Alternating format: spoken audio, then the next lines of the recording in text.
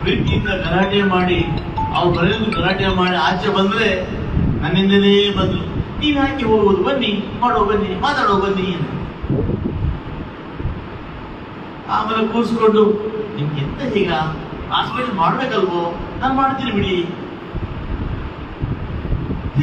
ಆ ರೀತಿಯಾಗಿ ಇವತ್ತು ಸೇಡಗಳಿರುವಂತ ಆಸ್ಪತ್ರೆಯನ್ನು ಬಂದು ಬಂಗಾರಪೇಟೆ ಕಟ್ಟುವಂತ ಮಾಡಿದ ಖಾದರ್ ಅವರನ್ನ ಈ ಸಲ ಸ್ಪಷ್ಟವಾಗಿ ಇಷ್ಟಪಡ್ತೇನೆ.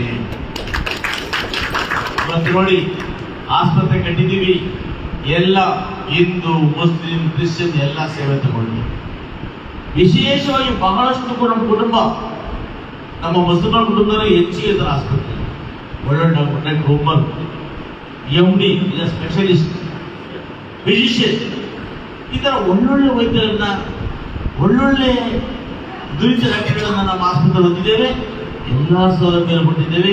ಇದನ್ನು ಕಟ್ಟಲಿಕ್ಕೆ ಅನುದಾನ ಮಂಜೂರು ಮಾಡಿದ್ದು ನಮ್ಮ UT ಖಾದರ್ ಸಾಹೇಬ್.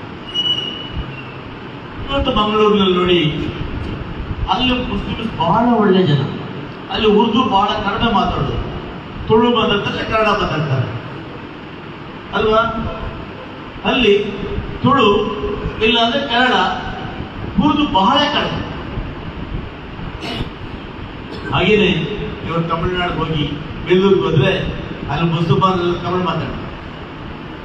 ನೀವು ಆಂಧ್ರಕ್ಕೆ ಹೋಗಿ ಅಲ್ಲಿ ಮುಸಲ್ಮಾನ ತೆಲುಗು ಮಾತಾಡ್ತಾರೆ. ಕರ್ನಾಟಕದಲ್ಲಿ ವಿಜಯಪುರ ಗುಲ್ಬರ್ಗ ಹೋಗಿ ಎಲ್ಲ ಮುಸಲ್ಮಾನರು ಕನ್ನಡ ಮಾತಾಡ್ತಾರೆ. ಕೆಲವರಿಗೆ ಉರ್ದುನೇ ಬರೋದಿಲ್ಲ. ಯಾಕೆ ಹೇಳಿ, ಆಯಾ ಜಾಗದಲ್ಲಿ ಪ್ರತಿ 20 ಕಿಲೋಮೀಟರ್ಗೆ ಭಾಷೆ ಬದಲಾವಣೆ ಆಗ್ತದೆ, ಪ್ರತಿ 100 ಕಿಲೋಮೀಟರ್ಗೆ ಸಂಸ್ಕೃತಿ ಬದಲಾವಣೆ ಆಗ್ತದೆ, ಪ್ರತಿ 200 ಕಿಲೋಮೀಟರ್ಗೆ ಆಚಾರ ವಿಚಾರ ಬದಲಾವಣೆ ಆಗ್ತದೆ. ಯಾಕಂದ್ರೆ ಭಾಷೆ ಇದೆಯಲ್ಲ, ಕನ್ನಡ ಭಾಷೆಯನ್ನ 10 ರೀತಿಯಲ್ಲಿ ಮಾತಾಡ್ತಾರೆ ಕನ್ನಡದಲ್ಲಿ.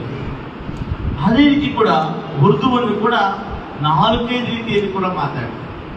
ಅದು ಆ ಭಾಷೆ ಆ ಸ್ಥಳಕ್ಕೆ ಹೊಂದ್ಕೊಂಡಂಗೆ ನಮ್ಮ ಭಾಷೆ ಬದಲಾವಣೆ ಆಗ್ತಾ ಹೋಗುತ್ತೆ.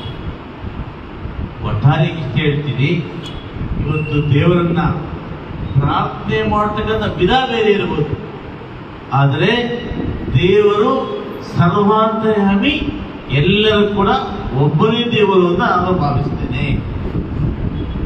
ಬಂಧುಗಳೇ, ಇವತ್ತು ಪವಿತ್ರ ಕುರಾನ್ ಅನ್ನ ಸ್ನೇಹಿತರು ಕೊಡಿ, ಬಹಳ ಸಂತೋಷ ಆಯಿತು.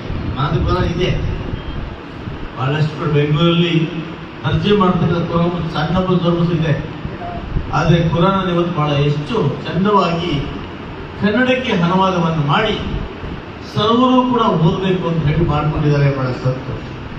ಹಾಗೆ ಇವತ್ತು ನೋಡಿ, ನಮ್ಮ ಮುಸ್ಲಿಂ ಸಮುದಾಯದಲ್ಲಿ ಇವತ್ತು IAS IPS ಅಂತಕ್ಕಂಥವರು ಮಂತ್ರಿಗಳಾಗಿದ್ದಾರೆ, ವಿದ್ಯಾವಂತರಾಗಿದ್ದಾರೆ, ಸಮಾಜದ ವ್ಯಾಪಾರ